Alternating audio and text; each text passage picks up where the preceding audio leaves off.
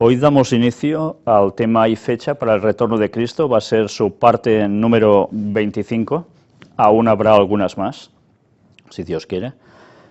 Pero antes de poder introducir el tema, he de comentaros algo que es una función que me toca hacer muy desagradable.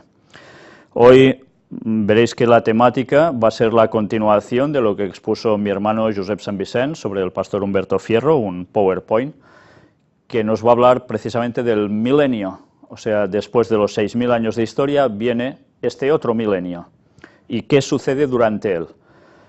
Pero, por desgracia, antes me veo obligado a tener que decir unas cosas públicamente porque afectan directamente a lo que estamos exponiendo como palabra de Dios. Y, por tanto, como es una cuestión que bastantes personas han recibido, debo comentar y aclarar esos detalles antes que nada. Pero, como siempre, vamos a empezar con una oración.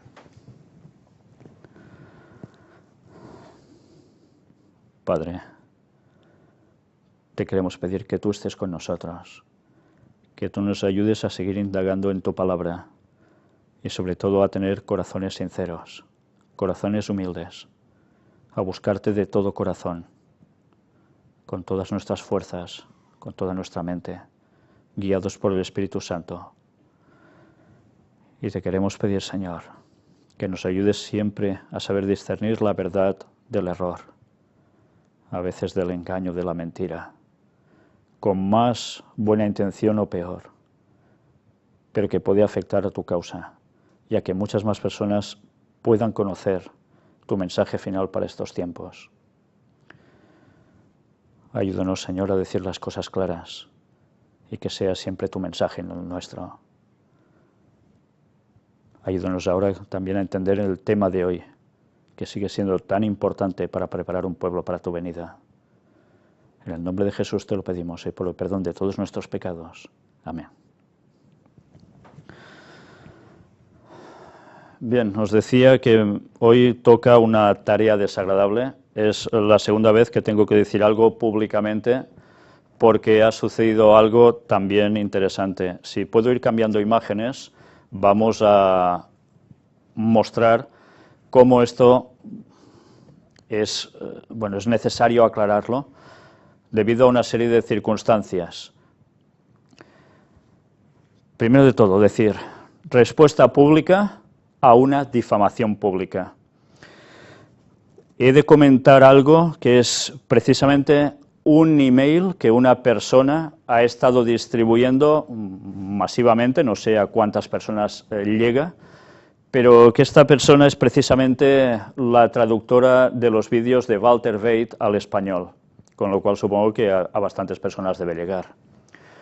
Y después de haber tenido comentarios cruzados varias veces ya tiempo atrás, después de primero mantener una amistad cordial, la cosa se giró, sobre todo básicamente a partir de presentar el tema ¿hay fecha para el retorno de Cristo?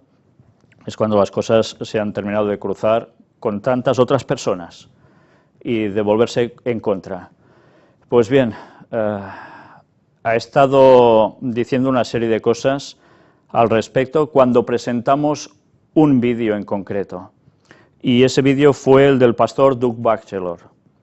El pastor Doug Batchelor estuvo exponiendo el tema de 4.000 y 2.000 años, o sea, 6.000 en total, luego viene Cristo. Él no dijo ninguna fecha en concreto, yo tampoco dije que él dijera una fecha en concreto, podéis mirar toda esa presentación, pero esta persona, siguiendo con el descrédito que ha querido poner sobre nuestro ministerio, ha hecho algo sumamente feo, y es quitarnos de su lista, tanto a Ángel como a mí, que somos los que estábamos manteniendo un diálogo, cuando nos decía que lo que Ron Wyatt presentó sobre el Arca de Noé y demás era falso, y como nosotros demostramos, y os quedó muy claro a todos los que habéis seguido las temáticas, que eso era falso, que Ron Wyatt sí dijo la verdad, las pruebas están, y si Dios quiere, precisamente este mismo mes vamos a ir al Arca de Noé, donde, si Dios quiere, expondremos aún con más claridad muchos detalles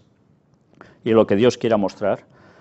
Y debido a que él no cambió su postura, sino que siguió R que R, insistiendo, pues ahora esto se ha complicado más y ha hecho un comunicado público que algunas personas me han dicho que lo han recibido, y yo en principio, la verdad, quería hacer pues como si no hubiese pasado nada, pero cuando he leído el contenido de esta carta, de este email, no queda otro remedio que tener que decir las cosas públicamente. Si se ha querido hacer primero yendo al hermano, diciéndole las cosas con testigos, como en este caso Ángel y otras personas que yo tenía al lado mientras escribía y ver sus respuestas, ahora toca el otro paso, como dice la Biblia, y es decir las cosas como toca, abiertamente. Y vamos a ver qué es todo esto.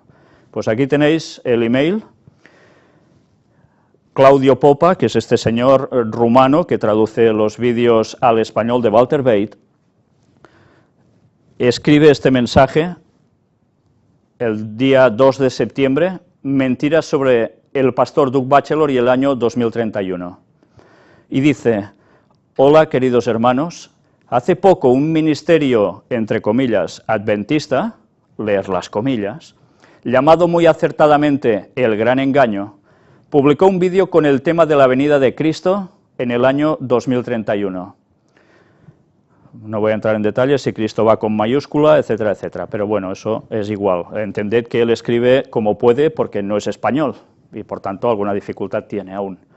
La C minúscula, bueno, supongo que debe ser alguna otra letra, no es un error, sino que se refiere correctamente al personaje que vendrá en el año 2031.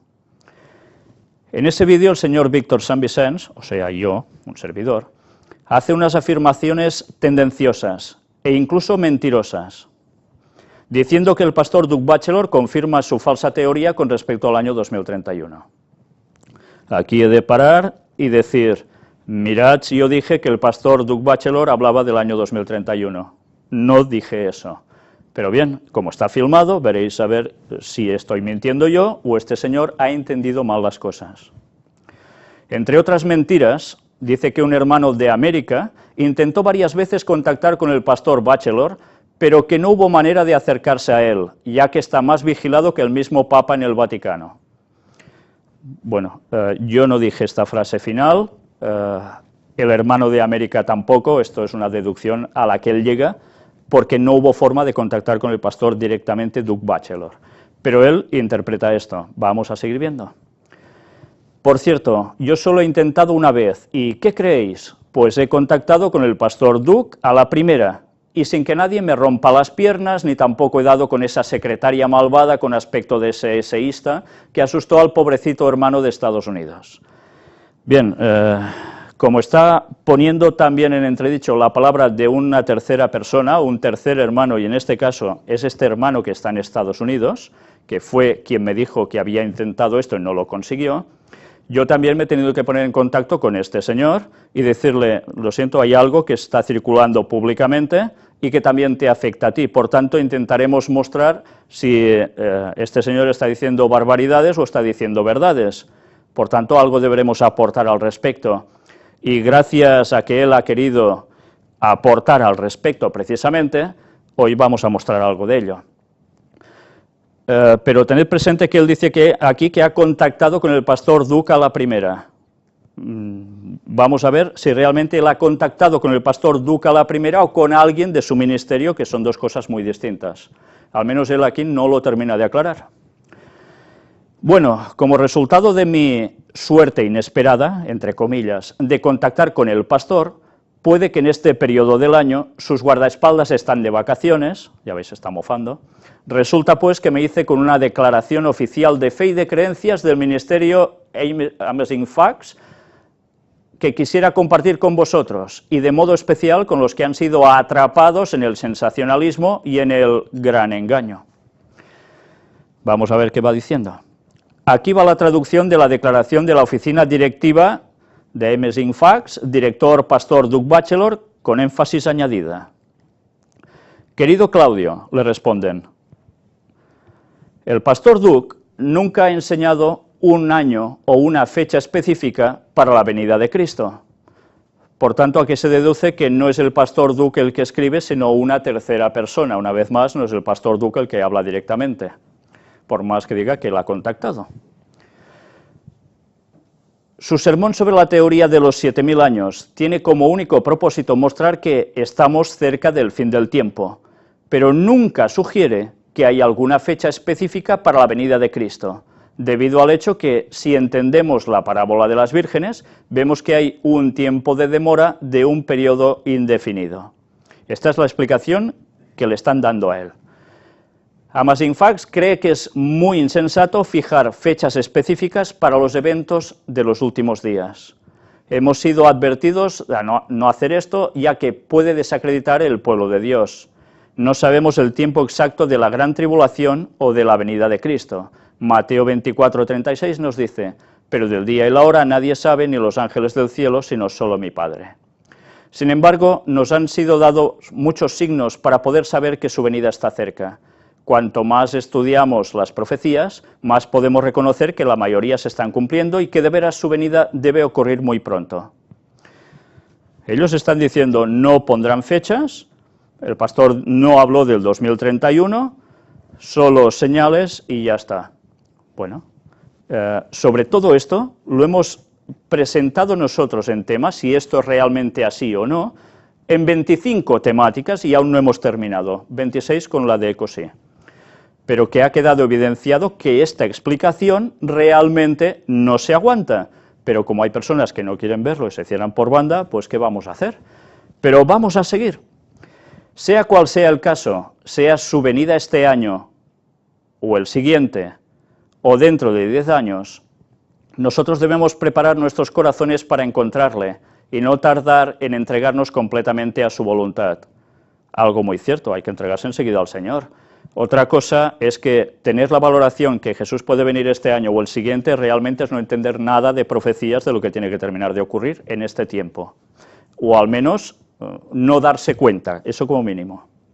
La palabra de Dios, y en minúscula, nos dice, hoy si escucháis su voz, no endurezcáis vuestros corazones, Hebreos 3:15, y así debe ser, es verdad. Saludos, etcétera, etcétera, Amazing Facts, Inc., fin traducción. Ahora, queridos míos, sigue escribiendo Claudio Popa, yo sé que en el mundo hay muchas personas que buscan lo sensacional, lo extraordinario, lo formidable, etcétera. Los veo todos los días y vosotros también. También sé que cada uno va a encontrar lo que busca. La palabra de Dios no miente. Si tú buscas a Dios con corazón sincero, es inevitable encontrarle. Y si tú buscas el gran engaño, vas a encontrar exactamente eso. Ya ves que nos va echando florecitas, todo lo contrario. ¿Y qué más va diciendo? No hay excepciones. Esa palabra, o el dicho que tanto se predica y casi nunca se explica en las iglesias, sobre el engaño, es una mentira, y todos los que buscan a Dios lo saben. Nadie fue y nadie será engañado jamás. Bueno, es curioso eso, Porque si alguien puede ser engañado, entonces no existe justicia de Dios ni amor de Dios. Eva no fue engañada, ella hizo todo a sabiendas. Adán tampoco fue engañado, lo hizo porque así quiso. Y a lo largo de toda la historia de la Biblia y de la humanidad, hasta hoy nadie fue engañado, sino que siempre los hombres y las mujeres hicieron lo que quisieron. Pero evidentemente hay engaños que motivan a caer. Respecto a nuestra generación, la última en esta tierra, la generación de los elegidos, hay una cosa especial. Muchos van a creer una mentira o un gran engaño debido al único y simple motivo que rechazan obstinadamente toda luz, toda advertencia contenida en toda la Biblia y en los testimonios, de Elena White se refiere, porque escuchan boca abierta toda la locura y los disparates que crean sensaciones fuertes y porque aman la mentira.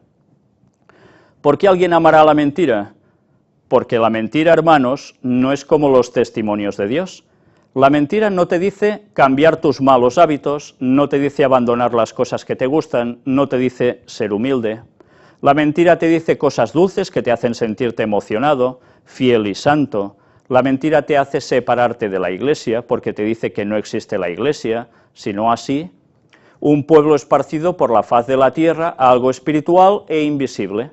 La mentira te dice que tus ideas personales, tus emociones y sentimientos, tu sabiduría, tu estilo de vida mundano, tu ropa mundana, tus alimentos mundanos, tu música mundana, tus amigos mundanos y tus ocupaciones diarias mundanas son exactamente lo que necesitas para ir al cielo.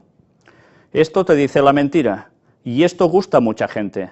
En este sentido, la mayoría de los seres humanos y de los elegidos, entre comillas, van a ser, entre comillas, engañados, ya que Dios, en su amor infinito, como no quiere obligar a nadie a obedecerle, los deja seguir la locura de su mente cauterizada. Hasta aquí yo no entiendo si esto nos lo está aplicando a nuestro ministerio, porque creo que en ningún momento cumplimos ninguno de estos requisitos, y lo hemos demostrado después de 200 y pico de temas entregados, con estudios bíblicos incluidos, y los temas del tercer Elías, que hablan muy claramente, además de todas estas cosas, entre muchas otras cosas. Pero bien, él aquí se desahoga, va diciendo esto. Espero y suplico al Señor que este no sea el caso de ninguno de los que reciben estas líneas escritas con todo el amor y la sinceridad para los hijos e hijas de Dios y a los demás que nos den morcilla, parece ser, ¿no? Porque esto es amor y sinceridad. Bueno, pues a los que nos toca la morcilla, en este caso, veamos cómo termina él, su carta. Muchas bendiciones a todos y la gracia del Señor Jesucristo y el amor de Dios y la comunión del Espíritu Santo sea con todos vosotros. Amén. Segunda de Corintios 13, 14. Claudio Popa, misionero voluntario, traduciendo el mensaje de salvación para ti, donaciones para contribuir al avance de esta obra, etcétera, etcétera. En fin, ya veis, recibe donaciones por lo que está haciendo, y algunas también sé de quién se las dio, y no voy a decir nombres, y sé que se hicieron con toda la buena voluntad. En fin, pasa lo que pasa. Pero como este señor ha estado cargando, no contra nosotros en definitiva, nosotros estamos presentando el mensaje del Señor, esto gusta a unos y a otros no.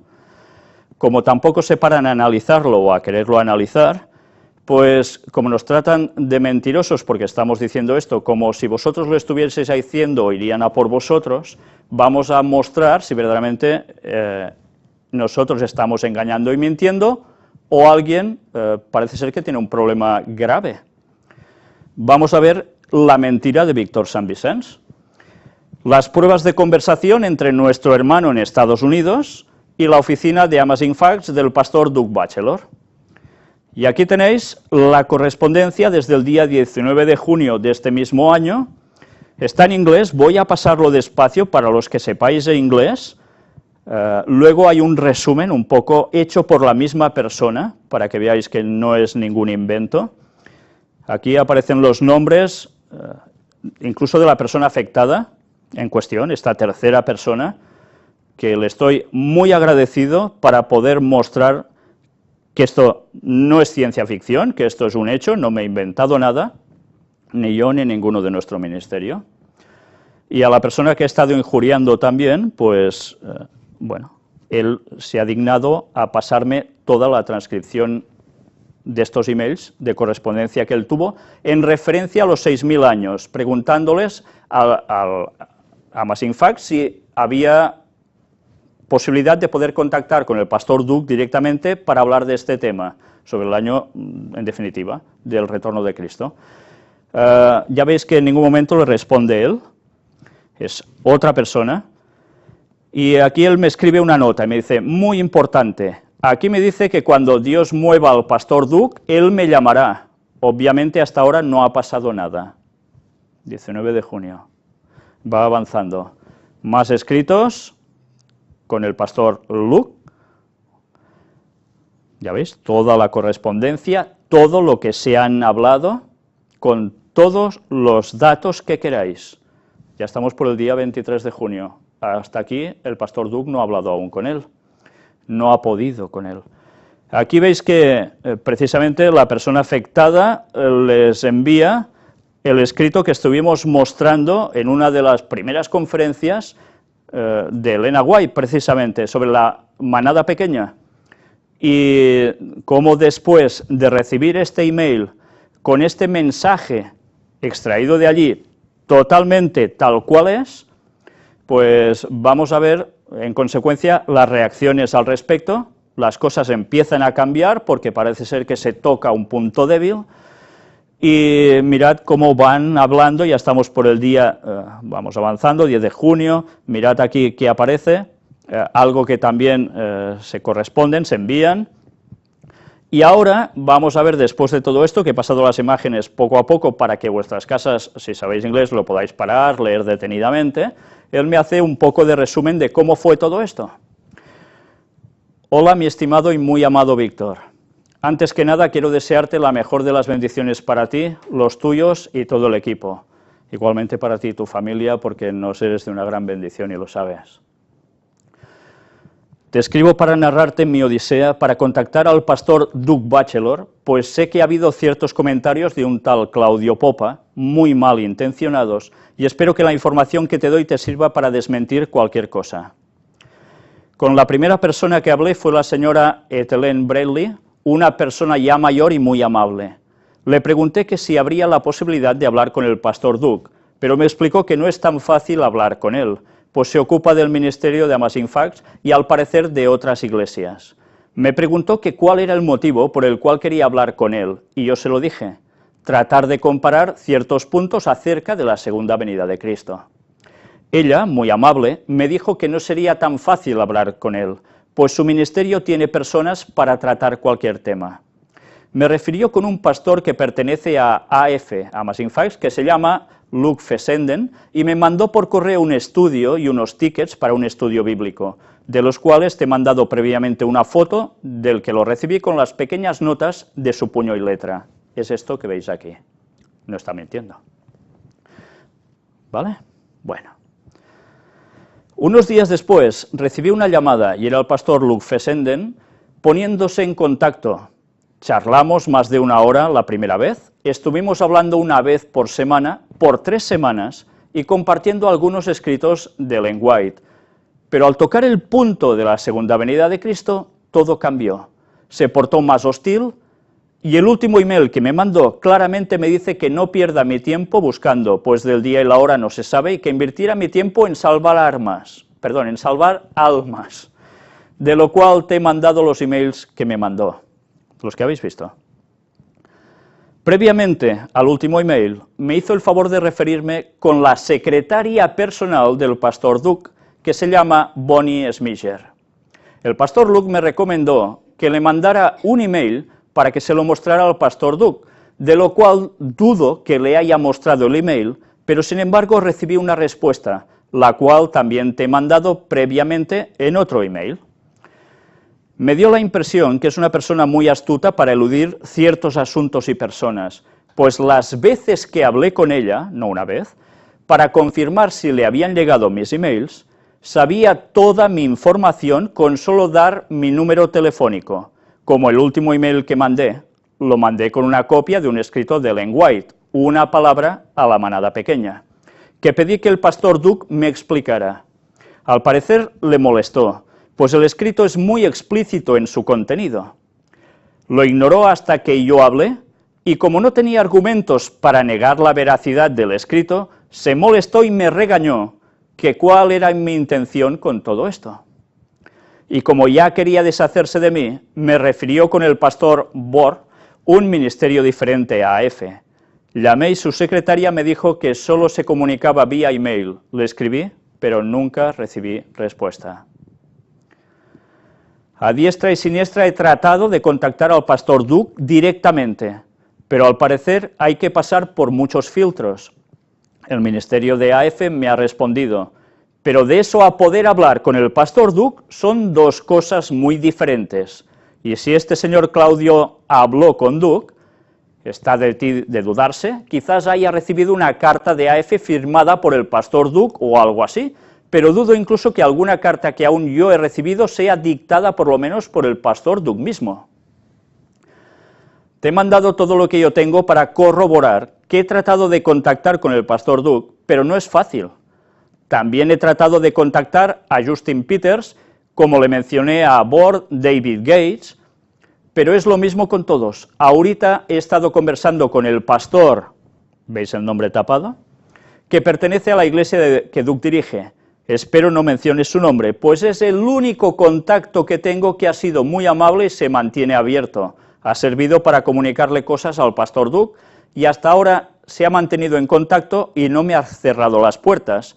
Que por cierto, hoy le mandé un texto preguntándole si sabía algo de Claudio, pero me dijo que no, aunque mencionó que está interesado en platicar conmigo del vídeo 4000-2000, que la semana pasada le dije que lo checara, que ya ni me acordaba, o sea, que lo viera en definitiva. Espero que esto te sirva para desmentir al Claudio. Une todo lo que te mandé a tu criterio. La información de esa gente está ahí. Si alguien duda de la veracidad, pueden llamar o tratar, y les deseo buena suerte en contactar al pastor Duke, por los que quieran intentar. Amadísimo hermano, espero que este tipo no te dé más problemas, pues los impíos no prosperarán. Sigue adelante, estaremos orando por ti y los tuyos. Me gustaría aprovechar y mandar una invitación a todos los que quieran unirse conmigo en ayuno y oración en los días que estarán en Ararat, para que Dios prospere tu camino en ese viaje. Solo que ayunen una comida por lo menos, y los que puedan más de una, pues mejor, pero que el Señor mueva los corazones. Saludos. Pues yo le doy las gracias a este hermano, que habéis podido ver hasta su nombre escrito aquí apareciendo. Habéis visto toda su explicación, habéis visto todos los emails de correspondencia que han tenido y hasta narra las conversaciones telefónicas. ¿Qué más datos hemos de decir para mostrar que fue imposible contactar con Doug Batchelor y que ahora nos tratan de mentirosos también por esto? En fin, por favor, hermano Claudio, date cuenta de una vez que nosotros no estamos mintiendo, y si el mensaje del Señor te molesta no es culpa nuestra. Mira cómo estás, quizás el problema está en ti. Nosotros no podemos cambiarte, te metiste en ciencias ocultas, tú mismo me lo dijiste, y tú sabes que eso afecta a las mentes. Por favor, céntrate en el Señor y no destruyas la labor de los demás, que queremos llevar personas a Cristo con verdades, no con engaños. Si nos llamamos el gran engaño es para mostrar precisamente estos engaños, entre los cuales tú has participado traduciendo algún vídeo que tiran por tierra la verdad de las evidencias mostradas arqueológicamente. Piénsatelo, por favor, te estás jugando tu eternidad y estás jugando con la salvación de muchas otras personas que por tus comentarios quizás nunca quieran saber nada de la verdad del Señor, de este mensaje para el tiempo final. Tienes una gran responsabilidad, tienes familia, piensa en ellos. Estás jugando con la salvación de todos, y esto no son bromas. Y espero que a partir de ahora tu corazón se humille, y por favor, no hace falta ni que me pidas perdón a mí, ni a ninguno de nosotros, solo con saber que te das cuenta de la verdad me es más que suficiente. Pero es tu vida, nosotros no podemos hacer nada. Ojalá te des cuenta y el Espíritu Santo pueda tocar tu razonamiento. Ojalá. Oraremos por eso. Pero quiero recordar unas palabras. Mateo 18, del 1 al 11, podríamos leer el capítulo entero. En aquel tiempo los discípulos vinieron a Jesús diciendo: ¿Quién es el mayor en el reino de los cielos?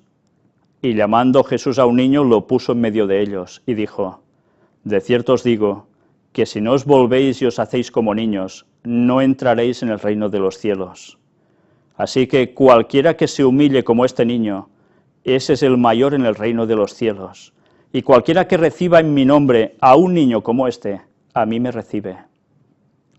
Y cualquiera que haga tropezar a alguno de estos pequeños que creen en mí, mejor le fuera que se le colgase al cuello una piedra de molino de asno, y que se hundiese en lo profundo del mar. Ay del mundo por los tropiezos, porque es necesario que vengan tropiezos, pero ay de aquel hombre por quien viene el tropiezo. Por tanto, si tu mano o tu pie te es ocasión de caer, córtalo y échalo de ti. Mejor te es entrar en la vida cojo o manco, que teniendo 2 manos o 2 pies ser echado en el fuego eterno. Y si tu ojo te es ocasión de caer, sácalo y échalo de ti. Mejor te es entrar con un solo ojo en la vida, que teniendo 2 ojos ser echado en el infierno de fuego. Mirad que no menospreciéis a uno de estos pequeños, porque os digo que sus ángeles en los cielos ven siempre el rostro de mi Padre, que está en los cielos, porque el Hijo del Hombre ha venido para salvar lo que se había perdido. Para salvar lo que se había perdido. Trabajemos juntos por el Evangelio, por la verdad de Dios, porque allí hay millones de personas que necesitan la salvación, pero no destruyamos la obra del Señor con mentiras. Así no se para la obra de Dios. Así lo que se hace es perder la eternidad. Ojalá te lo pienses y ojalá puedas reaccionar aún. Que conste que con todo lo que digo no estoy yendo contra el ministerio de Walter Bate. Él ha dicho cosas muy buenas, ha hecho grandes exposiciones, pero hay puntos en los que no ha acertado. Y debo decir las cosas como son. No me puedo fanatizar de nadie, ni vosotros tampoco os podéis fanatizar de nosotros. Solo podemos fanatizarnos de Cristo, porque es el que realmente es el todo y el que nos une en la verdad. Pues bien, es muy triste tener que exponer algo así públicamente, pero era necesario dejar los puntos aclarados y mostrar que no estamos mintiendo a nadie. Y si Dios quiere, aún seguiremos dando más pruebas, más evidencias de que realmente Cristo vuelve en el año 2031. Y como ya estuvimos mostrando también sobre citas de textos bíblicos de Elena White, la demora es aparente, no es real, es aparente. Y ni vendrá antes para coger por sorpresa como ladrón, ni se demorará, porque Dios tiene su reloj exacto y va a cumplir lo que ha dicho. Pero si aún hay personas que dudan, antes de que nos echen la caballería encima, por favor, miraos los temas uno por uno, con oración, con sinceridad de corazón, con ganas de conocer la verdad, saber discernir, pedídselo al Señor y vais a ver que no hemos presentado ninguna salvajada. Lo que estamos diciendo está totalmente apoyado por las Escrituras y por los testimonios de Elena White, aunque a algunos, por desgracia, eso no les guste para nada. Pues bien, vamos a seguir ahora mostrando una vez más cómo la luz sobre el momento del retorno de Cristo ha sido progresiva y cada vez más detallada en la historia bíblica y ahora también con el pastor Humberto Fierro, que ha hecho estos PowerPoints que mi hermano, Josep Sant Vicenç, está presentando. Y nos quedamos en la segunda parte de Fe en medio de la tormenta, pues hoy vamos a ver qué sucede después de el 6000, en ese número que ya viene después y que es la clave para entender el milenio. ¿Qué sucede durante esos 1000 años? ¿Es lo que muchos piensan que habrá el reino de Dios en la tierra? ¿Tantas religiones creen eso? Vamos a ver la verdad bíblica. Adelante.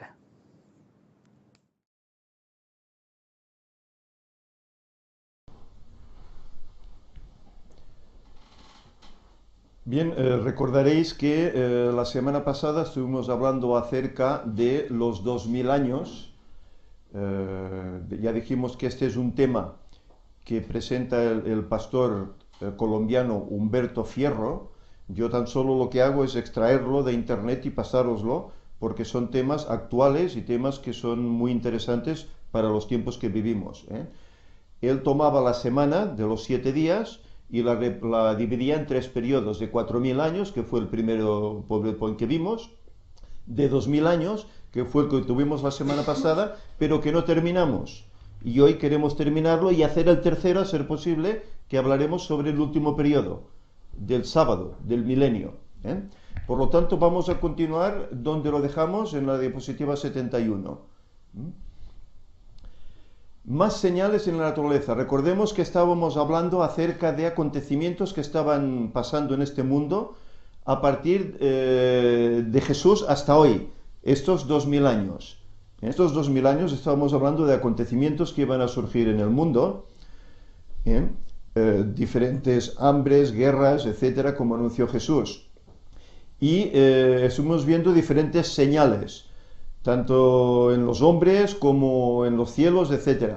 Ahora veremos, siguiendo este apartado, señales en la naturaleza relacionadas con estos 2000 años antes de esta venida de Jesús. ¿Qué señales aparecieron en los cielos antes de la destrucción de Jerusalén en el año 70 después de Cristo? Aparecieron muchas señales y maravillas como síntomas precursores del desastre y de la condenación del momento. A la medianoche una luz extraña brillaba sobre el templo y el altar. En las nubes a la puesta del sol se veían como carros y hombres de guerra que se reunían para la batalla. Y esto lo escribe Ellen White en El conflicto de los siglos. Acontecimientos que proclamaban que iba a haber un desastre. La destrucción de Jerusalén, ese sería el desastre que anunciaban estos acontecimientos. Mateo 24, del 15 al 22, nos dice: entonces, los que estén en Judea, huyan a los montes. Orad que vuestra huida no sea en invierno ni en sábado. Este fue el consejo que les dio Jesús a los discípulos de la época. La observancia del domingo se basa en la tradición, lo que antes hablábamos en la escuela sabática, la tradición. Pero el sábado se basa en la Biblia. Y lo encontramos en el cuarto mandamiento de Éxodo 20, del 8 al 11. Aquí hay unas fotografías de lo que sucedió allá en el año 70 en Jerusalén. La destrucción de Jerusalén ocurrió en el año 70, por lo tanto, Jesús esperaba que su iglesia continuara santificando el sábado aún después de su muerte. Él ya dijo: no he venido a abolir, he venido a cumplir la ley, a obedecerla, a exaltarla. Por eso, en el año 70, 40 años después de su partida, aún se continuaba guardando el sábado. La palabra de Dios menciona dos huidas más dentro del periodo de los 2000 años, ambas relacionadas con la observancia a los mandamientos de Dios. Dos huidas. Jesús había dicho: el cielo y la tierra pasarán, pero mis palabras no pasarán. Es decir, se cumplirá tal como Él lo había establecido. No nos engaña. ¿Por qué? Porque es el mismo, no cambia. Apocalipsis 12 nos habla: entonces el dragón, el diablo, se airó contra la mujer, la iglesia, y fue a combatir al resto de sus hijos, los que guardan los mandamientos de Dios y tienen el testimonio de Jesús. Esta persecución sucedió dentro del periodo de tiempos y medio tiempo que menciona la Escritura. Un tiempo, bíblicamente, es igual a un año, que son 360 días, pero como es profético día por año, son 360 años. Dos tiempos serían 2 años, que serían 720 años proféticos. Y medio tiempo, medio año, serían 180 años proféticos. Si lo sumamos todo, nos da un total de 1260 años. ¿Qué pasó aquí? Esta persecución se realizó desde el año 538 al 1798, es decir, cuando el papado desterró a aquellos pueblos arrianos que le estorbaban, entonces ya mandó solo. Y eso ocurrió en el 538. A partir de ahí se desencadenó una persecución contra los observadores del sábado y los seguidores de Jesús. Y eso terminó en 1798. Pero como decía la profecía, el tiempo será cortado. Y el Señor acortó ese tiempo. Ya en el 1750-55 ya terminó. Pero la persecución duraba esos 1260 años. El dragón es el diablo. La mujer es la iglesia, que guarda el sábado. El dragón trabajó por medio de la Iglesia Católica durante el periodo de la Inquisición. Y sabemos lo que estuvieron haciendo. Aquí veremos algunas cosas. Todas las predicciones de Cristo acerca de la destrucción de Jerusalén se cumplieron al pie de la letra. No falló nada. ¿Qué le hace pensar que las predicciones del futuro no se cumplirán? Si esas se cumplieron, y era palabra del mismo Jesús, que es Dios, ¿no se cumplirán las del final? ¿Qué aparecerá en los últimos días? Lucas 21 nos dice, habrá espantos y grandes señales del cielo, como hubo en Jerusalén en los 70. Señales en los cielos, luces extrañas. Los hombres desfallecerán por el temor y la ansiedad de lo que vendrá sobre la tierra, porque las virtudes del cielo serán conmovidas. Y todo esto la gente lo verá. Aquí tenemos unas fotografías de sucesos. Mirad, ¿veis esa luna roja? Esta semana ha habido una luna roja, que aquí no se ha visto mucho, pero en Estados Unidos dice que se ha visto claramente la luna roja como sangre. Son señales, y la gente desfallecerá a causa de esto, de estas señales que habrá en los cielos. Joel 2 nos hablaba y decía, mostraré prodigios en el cielo y en la tierra, sangre y fuego y columnas de humo. El sol se volverá en tinieblas y la luna en sangre, antes que venga el día grande y espantoso del Eterno. Ya vimos en el apartado que hicimos la semana pasada, como en Colombia la tierra se resquebrajaba, salía humo, salía fuego de la misma tierra. Estas señales predichas por Joel, la luna como sangre, etcétera, columnas de humo que saldrían de la tierra. Vamos a seguir. Hay algún texto que podéis leerlo luego en vuestras casas para no tomar ahora mucho tiempo. La venida del Señor debe ser precedida de la operación de Satanás, con todo poder y señales y con maravillas mentirosas y con todo el artificio de la injusticia. Y esto lo encontramos en 2 Tesalonicenses capítulo 2. El diablo hará su labor también, hará grandes prodigios. Seremos, como Ángel nos decía, hipnotizados por diferentes aspectos, como aquí podéis ver. Y el apóstol Juan, describiendo el poder milagroso que se ha de dar a conocer en los últimos días, declara, obra grandes prodigios, de tal modo que hace descender fuego del cielo a la tierra a la vista de los hombres. Y esto lo hace el diablo, Son esos milagros mentirosos. Y engaña a los que habitan sobre la tierra por medio de las señales que se le ha dado poder de hacer. Apocalipsis 13. El mayor milagro, tanto en el tiempo como en la eternidad, es una vida transformada según la semejanza divina. La conversión que hace el Espíritu Santo en el corazón, en la persona. Ese es el mayor milagro. Quienes profesan ser profetas han de ser probados por su vida obediente a los mandamientos de Dios. Claro, si hacen milagros, pero no guardan los mandamientos de Dios, son mentirosos, no hay verdad en ellos. Nos dice Isaías. Muchos me dirán en aquel día, Señor, Señor, ¿no profetizamos en tu nombre? Y en tu nombre echamos fuera demonios, y en tu nombre hicimos muchos milagros. Y entonces les declararé, nunca os conocí, apartaos de mí, hacedores de maldad.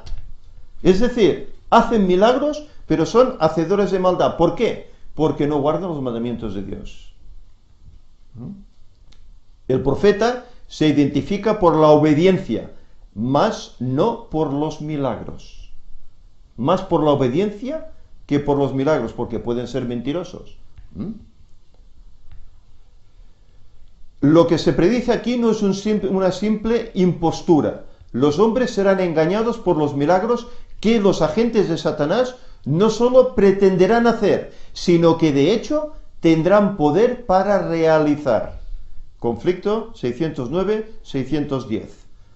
Ese es el poder que tiene el diablo, es un ángel poderoso.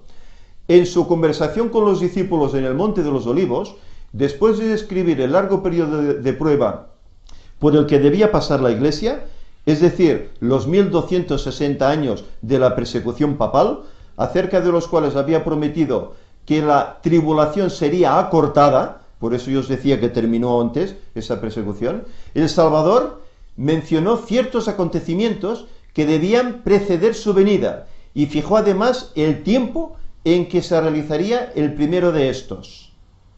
Jesús fijó su mirada a través del tiempo, y seguramente habló de usted y de mí, que formamos parte de la última generación que verá su segunda venida. Y esto es más cierto Somos la última generación. Hoy podemos afirmarlo a raíz de lo que hemos estado estudiando. Mateo 13 dice: en aquellos días, después de aquella aflicción, el sol se oscurecerá y la luna no dará su resplandor. El día oscuro sucedió el 19 de mayo de 1780. Y el mismo día, a la noche, la luna estaba como sangre, tal como había dicho Joel. 53 años después del día oscuro, ¿qué otra señal del fin se cumplió? Bueno, mi madre podría hablar de esto. Ella lo vio en su juventud también. No estas, sino otras.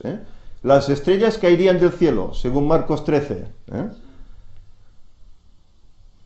En el año 1833, en el siglo XIX, 2 años después de haber principiado Miller a presentar en público las pruebas de la próxima venida de Cristo, apareció la última de las señales que había sido anunciada por el Salvador como precursoras de su segundo advenimiento, esta caída de estrellas fugaces. Y mi madre ya comentaba que de joven había visto. Y esto se ha repetido, pero lo bueno del caso es que todos estos acontecimientos se repetirán poco antes de que Cristo vuelva. Esta profecía se cumplió de modo sorprendente y pasmoso, con la gran lluvia meteórica el 13 de noviembre de 1833, sobre todo en Estados Unidos, es donde más se observó, que es donde había todo ese despertar religioso. Jesús había dicho: las estrellas caerán del cielo, en Mateo 24. Fue este el más dilatado y admirable espectáculo de estrellas fugaces que se haya registrado, y esto lo escribe la pluma inspirada de Elena White. Fue el mayor y el más espectacular. Así se cumplió la última de estas señales de la venida del Señor, concerniente a las cuales Jesús les había dicho a sus discípulos: cuando veáis todas estas cosas, conoced que está cerca, a las puertas.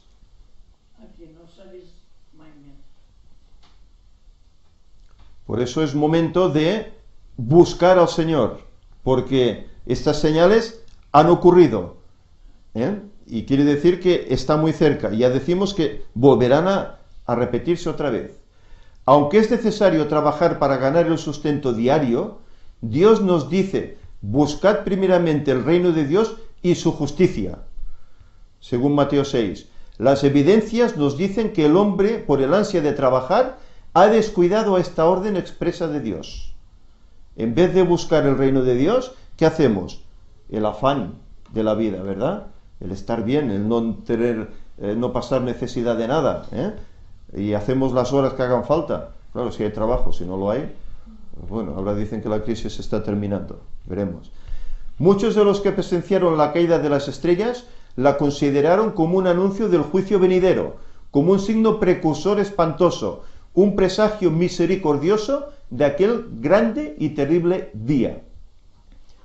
Y esto sigue comentándolo Ellen White. Así fue dirigida la atención del pueblo hacia el cumplimiento de la profecía, y muchos fueron inducidos a hacer caso del aviso del segundo advenimiento. Muchas personas se estaban preparando. Esta generación se enfrenta a la transición de un nuevo milenio.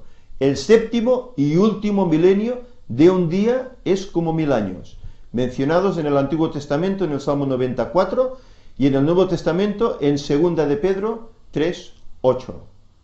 Y ahora vamos a seguir con el siguiente segmento, donde vamos a hablar acerca de esta tercera parte que este hermano dividió esta semana, y realmente es así, que hablaremos sobre el milenio, cuando ya han transcurrido los 6000 años, aquí en la tierra, 6000 años en pecado desde que Adán transgredió, hasta que Cristo viene, comienza esa tercera parte, ese milenio esperado por todos. Y digo por todos, porque hay algunos que lo esperan, pero para celebrarlo aquí en la tierra, no donde hay que celebrarlo, que será allá en el cielo. El milenio y el fin del pecado. Eso es importante conocerlo, porque hay mucha distorsión, incluso en el mundo protestante, hay mucha distorsión en cuanto al milenio. La Santa Biblia es clara cuando dice que el séptimo milenio es el reinado de Cristo en el cielo con sus santos durante 1000 años, dentro del periodo que va entre la primera y la segunda resurrección, ya que habrá dos. Note que en la primera resurrección salen de las tumbas unos cuantos muertos y se inicia un periodo de 1000 años, mientras que en la segunda resurrección salen todos los muertos de sus tumbas. Todos, millones, millones y millones. Por eso hay que diferenciar la primera. Bienaventurado el que tiene parte en la primera, dice la Escritura. Apocalipsis 20. Vi un ángel que descendió del cielo con la llave del abismo y una gran cadena en su mano. Prendió al dragón, esa serpiente antigua que es el diablo y Satanás, y lo ató por 1000 años.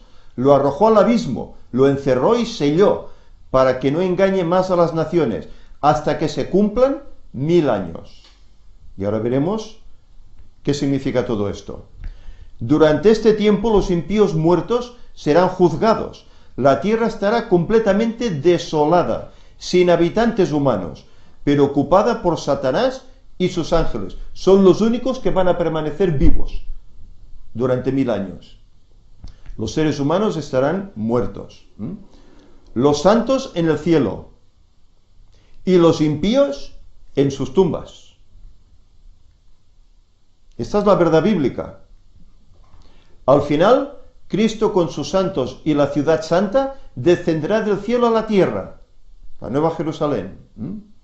Entonces resucitarán los muertos en pecado y junto con Satanás y sus ángeles rodearán la ciudad, pero el fuego de Dios los consumirá y purificará la tierra. Así el universo será librado del pecado y de los pecadores para siempre jamás. ¿Qué sucesos se realizan al comienzo del séptimo milenio? Apocalipsis 20, del 1 al 4 dice: Entonces vi un ángel que descendió del cielo con una llave del abismo y una gran cadena en la mano. Prendió al dragón, esa serpiente antigua, la serpiente del jardín del Edén, que es diablo y Satanás, y lo ató por 1000 años. Lo arrojó al abismo, lo encerró y selló, para que no engañe más a las naciones, hasta que se cumplan 1000 años. Después tiene que ser suelto por un poco de tiempo. El abismo es esta tierra, en su estado de soledad, en la cual permanecerá Satanás por 1000 años sin poder salir de ella. Estará aquí atrapado. Durante el milenio, la influencia que Satanás obtuvo durante 6000 años será restringida. El segundo advenimiento. Los capítulos 19 y 20 del Apocalipsis van unidos. No hay interrupción alguna entre ellos. Apocalipsis 19, del 11 al 21, describe la venida de Cristo e inmediatamente continúa con el milenio. Esta secuencia indica que el séptimo milenio comienza cuando Cristo vuelve, en su segunda venida. La primera resurrección. Apocalipsis 26. 26, no 26, 26. Dichosos y santos el que tiene parte en la primera resurrección. La segunda muerte no tiene poder sobre estos, sino que serán sacerdotes de Dios y de Cristo, y reinarán con él durante 1000 años. Primera Tesalonicenses 4:16. Porque el mismo Señor descenderá del cielo con aclamación, con voz de arcángel y con trompeta de Dios. Y los muertos en Cristo resucitarán primero. Y con trompeta, habrá estruendo, Cuando Él venga, no vendrá en secreto, como hará el imitador. ¿Qué sucederá con los justos resucitados y los vivos justos? Primera Tesalonicenses 4:17. Luego nosotros, los que vivimos, los que hayamos quedado, seremos arrebatados junto con ellos en las nubes a recibir al Señor. ¿Pero cuándo seremos arrebatados? Cuando Cristo viene. El mundo protestante dice que habrá un arrebatamiento antes de la crisis, para que los fieles no pasen penalidades. No, eso es falso. El arrebatamiento será justo cuando Cristo venga, es decir, que habremos padecido la crisis. Lo que pasa es que seremos guardados por los ángeles, como vimos en semanas anteriores. ¿Qué se debe realizar en los justos muertos y en los vivos antes de ser arrebatados? 1 Corintios 15 nos dice: os voy a decir un misterio, no todos dormiremos, pero todos seremos transformados. En un instante, en un abrir de ojos, a la final trompeta. Y el texto dice, porque se tocará la trompeta. Los muertos serán resucitados, incorruptibles, y nosotros seremos transformados. Los muertos resucitados incorruptibles, sin mancha, sin tara, y los vivos transformados. La transformación que trata aquí es física, porque la transformación espiritual se debe realizar antes a través de la relación que mantenemos con Jesús. Hay dos tipos de transformaciones. La espiritual que tenemos que hacer ahora para estar preparados a estar en su presencia, y luego habrá la transformación física para que nuestro cuerpo pueda aguantar el resplandor de la luz de Cristo, que a la vez matará a los malvados. ¿Quiénes más resucitarán cuando Cristo vuelva por segunda vez? Apocalipsis 1:7. Mirad que viene con las nubes, y todo ojo lo verá, aun los que lo traspasaron. Este texto claramente implica que los responsables de la muerte de Cristo serán levantados de entre los muertos para presenciar su venida en gloria y ver a aquel que mataron, del que se mofaron. Durante su enjuiciamiento, Jesús advirtió a los dirigentes judíos en cuanto a este temible suceso. Os digo que en el futuro veréis al Hijo del Hombre sentado a la diestra del Todopoderoso, y que viene en las nubes de los cielos. Eso lo dijo mientras estaba siendo juzgado, y lo bofeteaban por hablar de esta manera. Más de 2500 años antes, Daniel lo había profetizado diciendo: muchos de los que duermen en el polvo de la tierra serán despertados, unos para vida eterna y otros para vergüenza y confusión eterna. Daniel 12:2. ¿Con qué propósito resucitan estos? Por supuesto que estos resucitan no para ser salvos, sino para presenciar la segunda venida de Cristo, para sentir amargo remordimiento por sus actos. Tuvieron la salvación a su alcance y la despreciaron, y morirán nuevamente con todos los impíos, para volver a resucitar cuando Satanás sea suelto de su prisión en la segunda resurrección. Separados para siempre. Los justos van al cielo. Entonces se cumplirá la promesa del Señor dicha 2000 años antes. Voy pues a preparar lugar para vosotros, y cuando me vaya y os prepararé lugar, vendré otra vez y os llevaré conmigo, para que donde yo esté, vosotros también estéis. Y esa promesa se cumplirá 2000 años después, de la primera venida de Jesús. Después de la resurrección de los muertos justos, ellos y los santos vivos serán arrebatados para recibir al Señor en el aire. Cristo no establecerá su reino de gloria en la tierra en esta ocasión. ¿Cuándo lo hará? Lo hará al fin del milenio. Los enemigos de Cristo son ejecutados. Cristo comparó su regreso con lo que sucedió con el diluvio y en Sodoma y Gomorra. Como los días de Noé, hablaba él, ¿verdad? Y como los días de Lot. En ambos casos, antes de enviar los castigos sobre los impíos, Dios sacó a sus hijos fuera a un lugar seguro. Lo hizo con Noé y su familia, fueron los únicos, de tantos miles que había, y lo hizo con Lot y su familia. Los demás no quisieron, y tenían el testimonio de ellos, por largos años. Fuera de eso, su comparación señala dos puntos. La destrucción que vino tomó de sorpresa a los malos, a pesar de que habían sido advertidos suficientemente. En el diluvio 120 años, habían tenido de aviso. Lo que vino fue destrucción. De la misma forma, en su segunda venida, Cristo trae destrucción a la tierra. Como sucedió en el diluvio y en Sodoma y Gomorra, mientras los justos ascienden para estar con el Señor y los malos son destruidos en el momento de su venida, la tierra queda desolada. Jeremías 4 dice: miré la tierra y estaba sin forma y vacía, y el cielo estaba sin luz. Dice que se enrolla como un pergamino, ¿verdad? Miré los montes y estaban temblando, y todos los collados se estremecían. Miré y no había ni un solo hombre, y todas las aves del cielo se habían ido.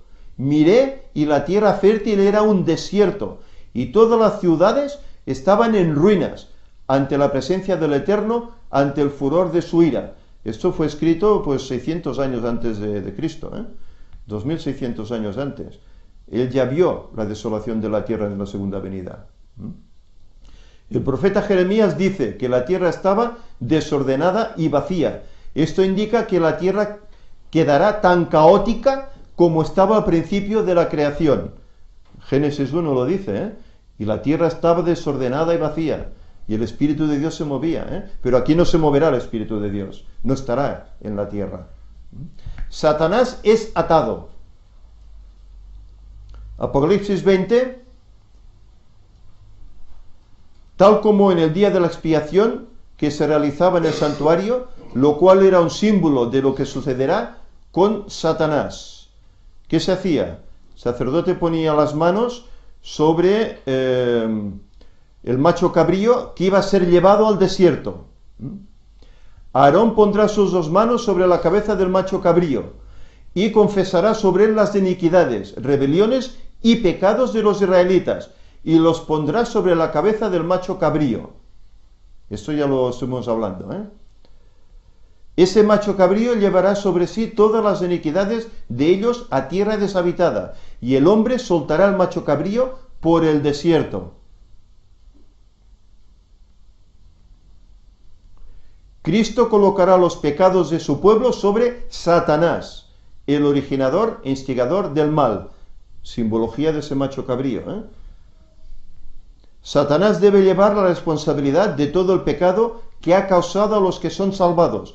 Y como el macho cabrío era enviado a la tierra deshabitada, así Dios desterrará a Satanás a la tierra desolada y vacía. El término abismo que usa Juan en griego, abusos, describe en forma apropiada la condición de la tierra en esta época. ¿Qué provoca que la tierra esté en esta situación? Afligida por las 7 plagas que preceden a la segunda venida y cubierta con los miles de millones de cuerpos de los malvados, la tierra es una escena de terrible asolación. Confinado a esta tierra, Satanás es atado por una cadena de circunstancias, no es una cadena física. Satanás no tendrá nadie para tentar, todos estarán muertos, no podrá tentar, por eso estará atado simbólicamente por 1000 años. ¿Qué beneficio recibe la tierra durante el milenio? La tierra disfrutó sus sábados porque todo el tiempo de su asolamiento reposó hasta que se cumplieron los 70 años. Aquí no está hablando del cautiverio en Babilonia, Es una analogía.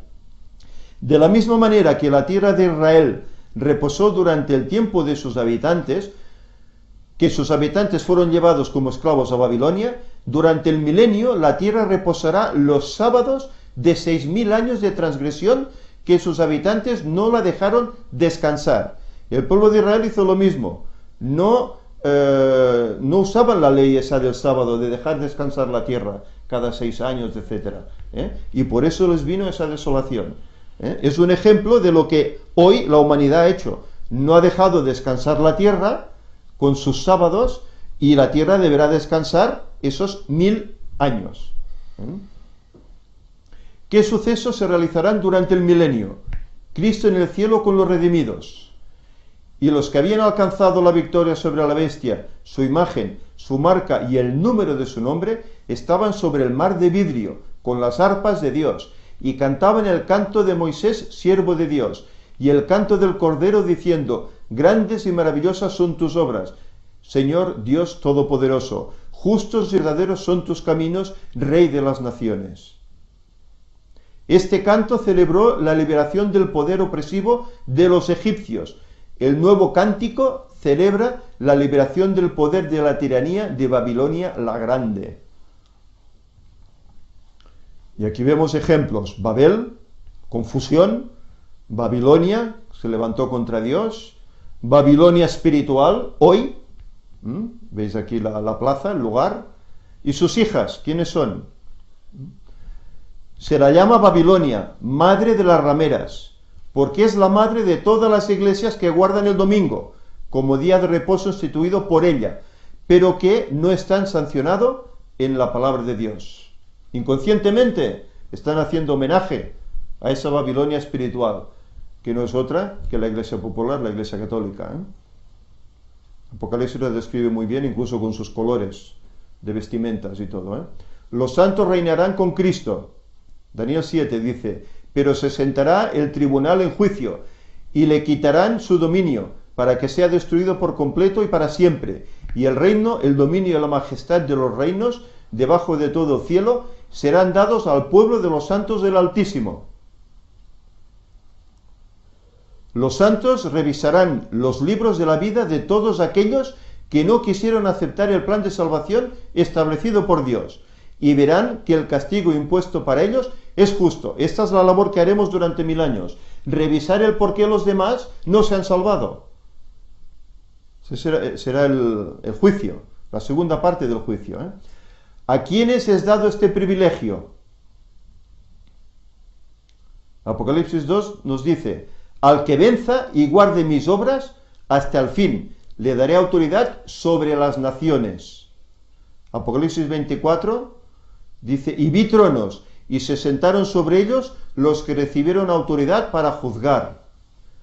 Es durante el milenio cuando Cristo cumple su promesa de dar a los vencedores autoridad sobre las naciones. Su reinado consistirá en la participación de una fase importante del gobierno de Cristo. Reinaremos con Cristo durante esos 1000 años, en primer lugar. El juicio de los malos. Apocalipsis 24. Y vi las almas, o sea, las personas, de los decapitados por el testimonio de Jesús y por la palabra de Dios, que no habían adorado a la bestia ni a su imagen, y no habían recibido la marca en su frente ni en su mano. Estos volvieron a vivir y reinaron con Cristo 1000 años. Aquí vemos algunas torturas que este poder durante esos 1260 años ha hecho, persiguiendo y asolando al pueblo de Dios. La hoguera, torturas diversas, todos los males que el hombre puede inventar, ellos lo tenían ahí. Ahí estaban desde el justo Abel hasta el último que será sacrificado por causa de la palabra de Dios. Los que fueron atormentados en la Inquisición, método que se volverá a practicar poco antes de la venida de Jesús. No nos vamos a escapar de eso, para tratar de intimidar a los santos para que dejen de observar el sábado. Elena White lo dice en El conflicto: esas máquinas de tortura están guardadas para el último momento, torturar a los santos, a los guardadores del sábado, para que se retracten de su fe y guarden el domingo. ¿Quién será juzgado principalmente durante este periodo?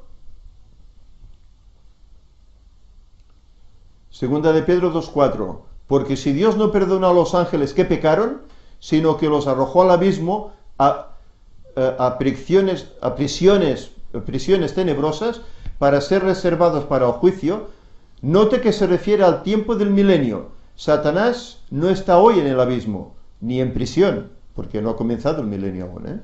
Judas 6 dice: también a los ángeles que no guardaron su dignidad, los ha reservado en oscuridad, en prisiones eternas, para el juicio del gran día. 1 Corintios 6, ¿no sabéis que los santos han de juzgar al mundo? ¿No sabéis que hemos de juzgar a los mismos ángeles? Ángeles caídos, se entiende,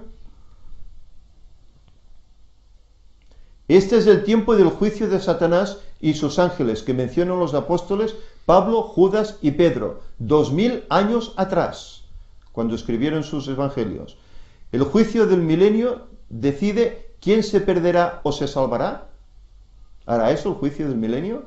El juicio del milenio no decide quién se salvará o se perderá. Entonces, ¿quién toma la decisión y cuándo? Dios hace esa decisión antes de la segunda venida de Cristo, porque habrá habido un juicio previo. ¿Sobre qué base toma Dios esa decisión? Juan 3:16. Porque tanto amó Dios al mundo que dio a su Hijo único, para que todo el que crea en Él no perezca, sino que tenga vida eterna. Juan 14:15. Si me amáis, guardad mis mandamientos. Primera de Juan 2:4. El que dice, yo le conozco, y no guarda sus mandamientos, es mentiroso y la verdad no está en él.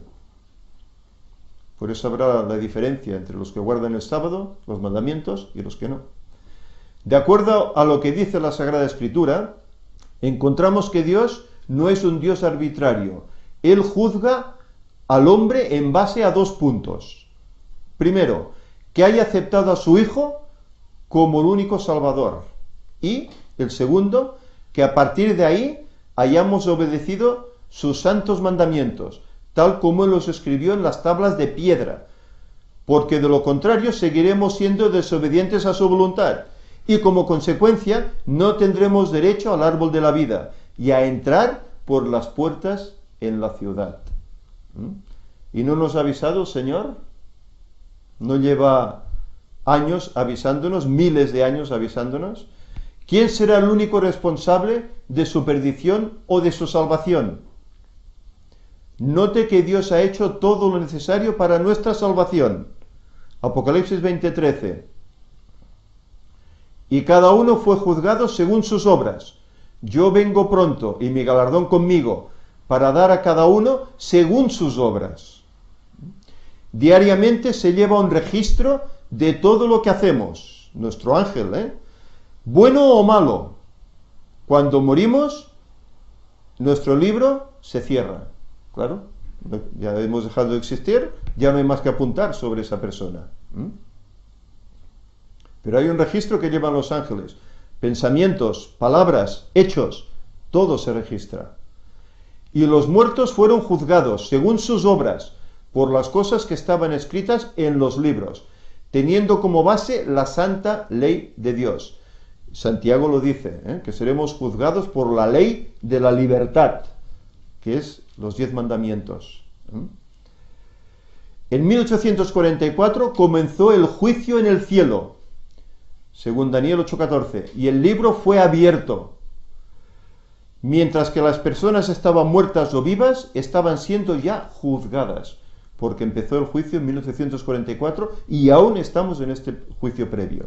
Si la persona había entregado su vida a Jesús, Él será su defensor en el juicio. Si no lo hizo, ¿quién lo defenderá? Ya no tendrá defensor. Entonces, ¿con qué propósito es el juicio? Es un juicio de confirmación, para despejar cualquier duda que hubiera en cuanto al trato que Dios da a sus criaturas. Quedará plenamente confirmado que Dios es amor. Tiempo de reflexión para Satanás. Durante el milenio, Satanás sufrirá en forma intensa. Será forzado a ver los resultados de su rebelión contra Dios y contra su ley, como la pisoteó. Solo podrá mirar hacia el futuro con temor por el terrible castigo que debe sufrir por todo el mal que causó. Tendrá 1000 años para pensar en todo eso. Fue Satanás el que indujo al hombre a cambiar la santa ley de Dios. Y dice, compárelo, catecismo, con los mandamientos de la Biblia, y lo veremos. El segundo mandamiento, quitado, el cuarto, anulado, y puestos otros. ¿Qué eventos señalan el fin del milenio? Apocalipsis 20 dice, pero los otros muertos no volvieron a vivir hasta que se cumplieron los 1000 años. Versículo 7 dice, cuando se cumplan los 1000 años, Satanás será suelto de su prisión. ¿Por qué? Porque los muertos vivirán. Tendrá luego a quien tentar otra vez. Se habrán acabado sus vacaciones. y afirmará sus pies en aquel día sobre el monte de los olivos, según Zacarías 14:4. Está hablando de Jesús aquí, que está al oriente de Jerusalén, a la parte de oriente. El monte de los olivos se partirá por medio hacia el oriente y hará un valle muy grande. ¿Y por qué eso? Apocalipsis 21:2. Y yo, Juan, vi la santa ciudad, la nueva Jerusalén, que descendía del cielo de Dios, engalanada como una novia para su marido, y reposará en ese lugar, donde Jesús pondrá su pie para que se parta como un valle, el monte de los olivos, en Jerusalén, la actual Jerusalén. Y saldrá Satanás a engañar a las naciones, cuando vea que han despertado, que están sobre los 4 ángulos de la tierra, a fin de reunirlos para la batalla. Su número es como la arena del mar. Millones, millones. Imagínense los billones, ya pone aquí billones, de impíos de todos los tiempos, acumulados durante los 6.000 años de pecado, desde Caín, que rechazaron el plan de la salvación establecido por Dios, hasta el último momento. Subieron a través de la anchura de la tierra y cercaron el campamento de los santos y la ciudad amada.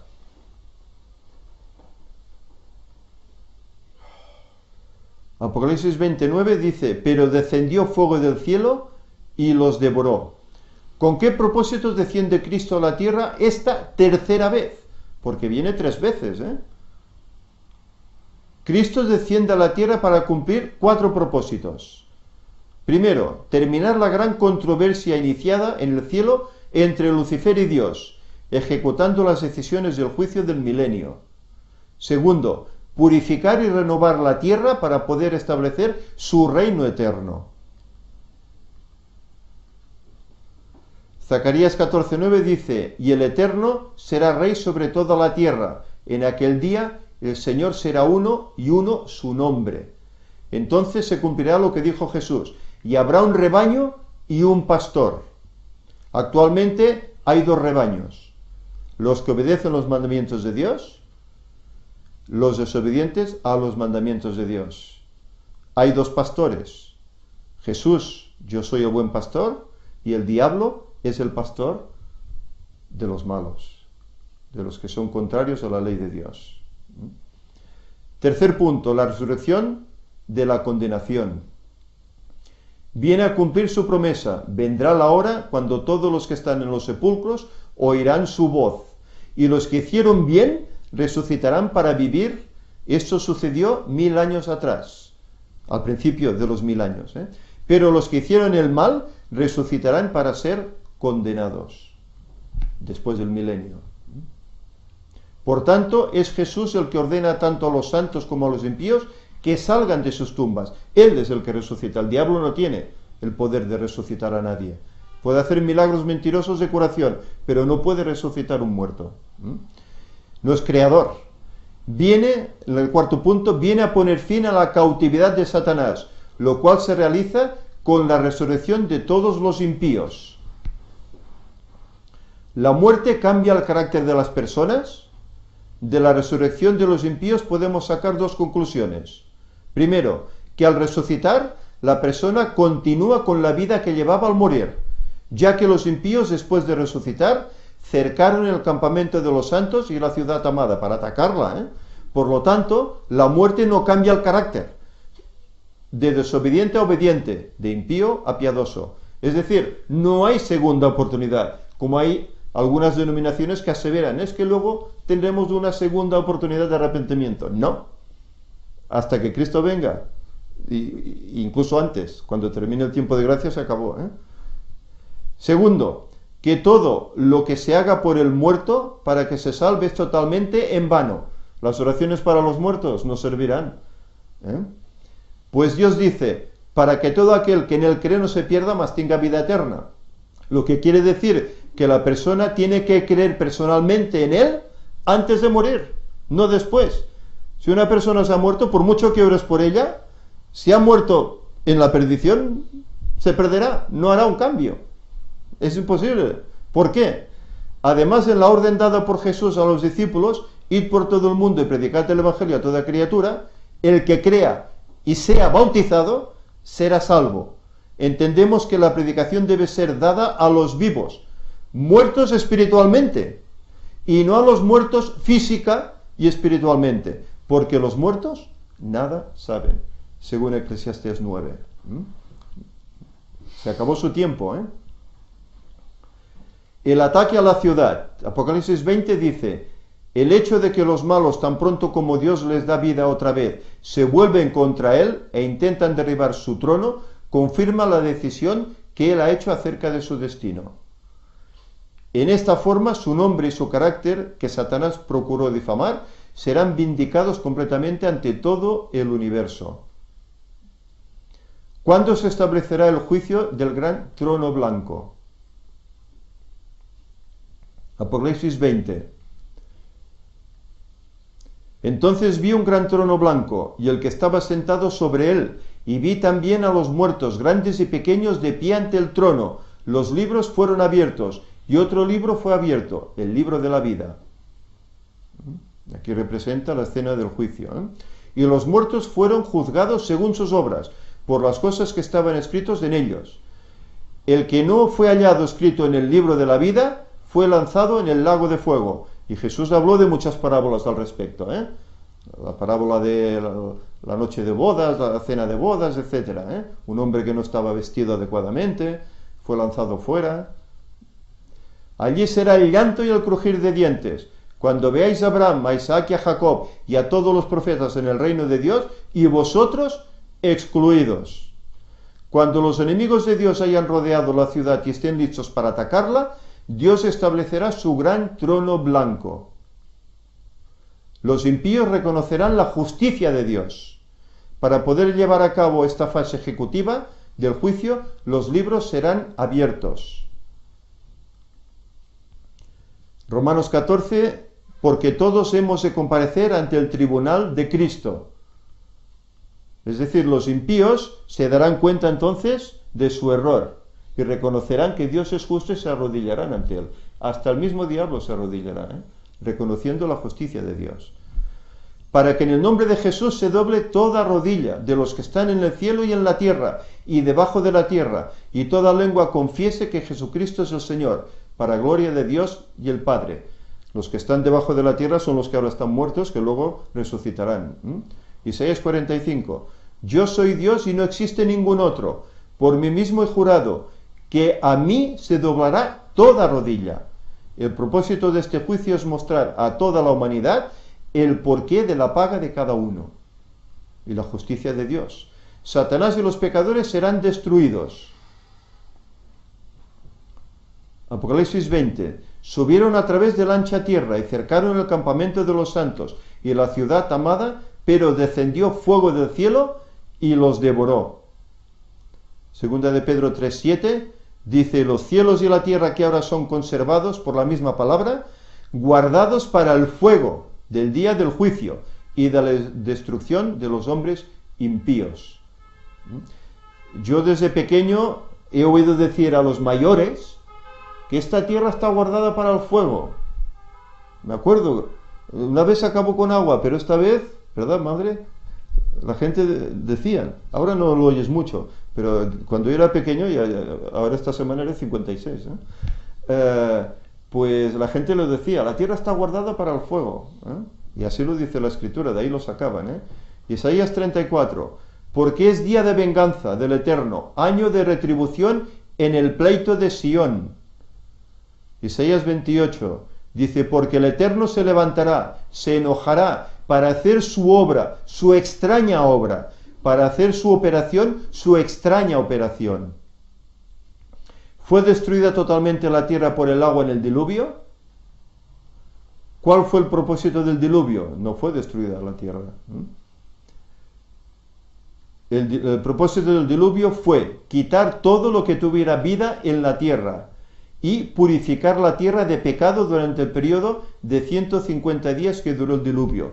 Pero esta no fue destruida totalmente, la tierra prevaleció, solo la vida, el hombre. Queda el concepto de un infierno eterno.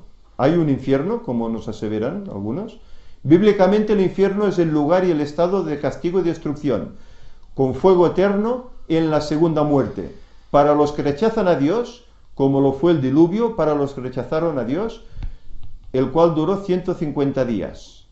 Algunas versiones de la Biblia con frecuencia usan la palabra infierno para traducir la palabra hebrea Seol y el griego Hades, sepulcro.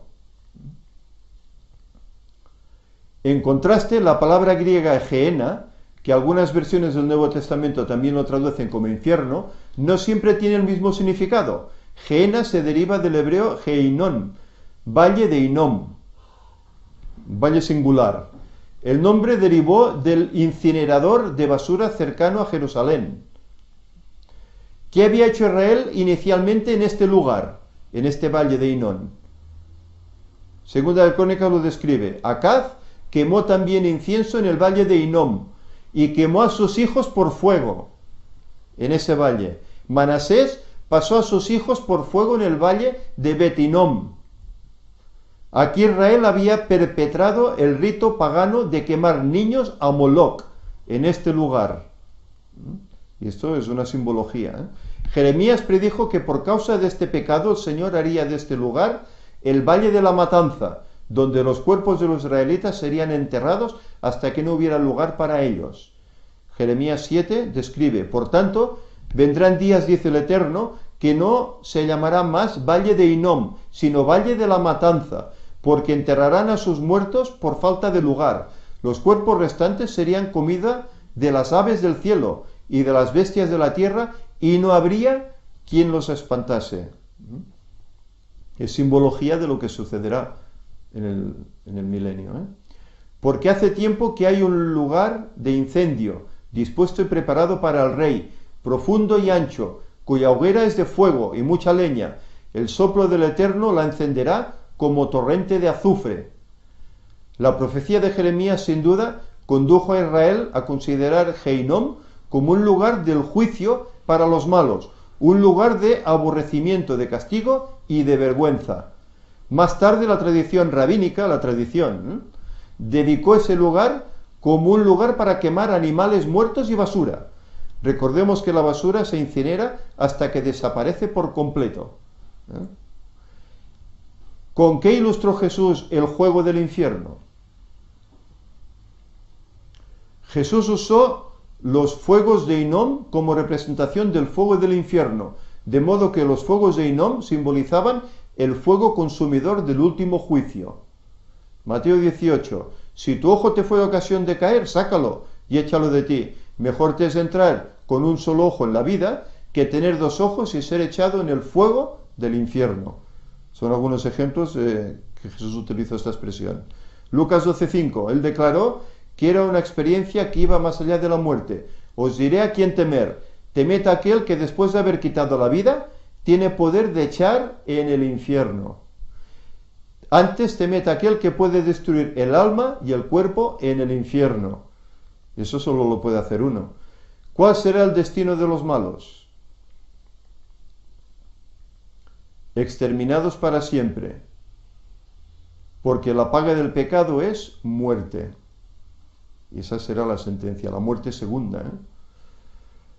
Salmo 37 dice, porque los malhechores serán exterminados, los impíos perecerán y los enemigos del Eterno se desvanecerán, se disiparán como humo. Él te exaltará para heredar la tierra. Cuando los pecadores sean destruidos, los verás. Salmo 68, como se derrite la cera ante el fuego, así perecerán los impíos delante de Dios.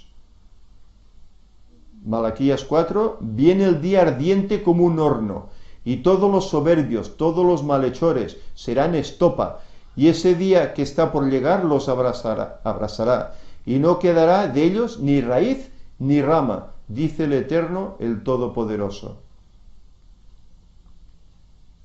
Castigo eterno, para siempre eterno, griego aionios, su significado es palabra complicada, determinado por el objeto que lo modifica. Cuando se refiere a Dios, quiere decir que Él posee existencia infinita, pero cuando se refiere a los seres humanos o cosas perecederas, significa mientras la persona viva o exista.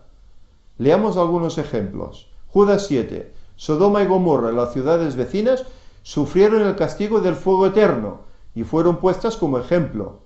Segunda de Pedro 2:6. Y si continuó la destrucción, las ciudades de Sodoma y Gomorra las redujo a ceniza y las puso de ejemplo de lo que ha de suceder a los impíos. Pregunto, ¿Sodoma y Gomorra están ardiendo todavía? No, ¿verdad? Se apagó ese fuego, ¿no? ¿Por qué no? Porque era un castigo puntual.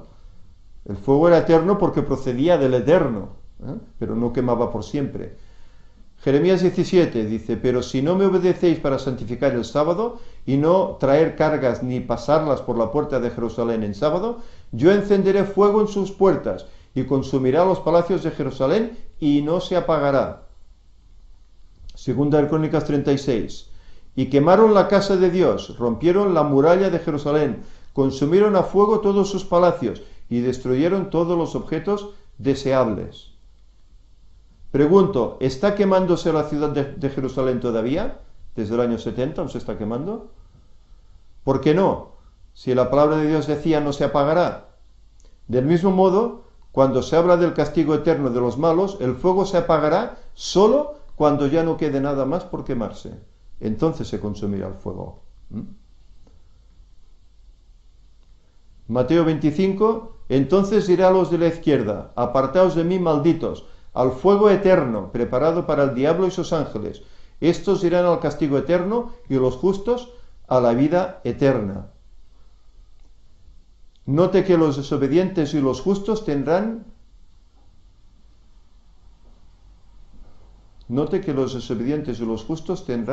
vida eterna. No, eso está equivocado. Exacto. Note que los obedientes, que pone aquí desobedientes, o los obedientes y los justos tendrán vida eterna. Esto no, me choca. Entonces los impíos vivirán por la eternidad quemándose por los siglos de los siglos sin fin.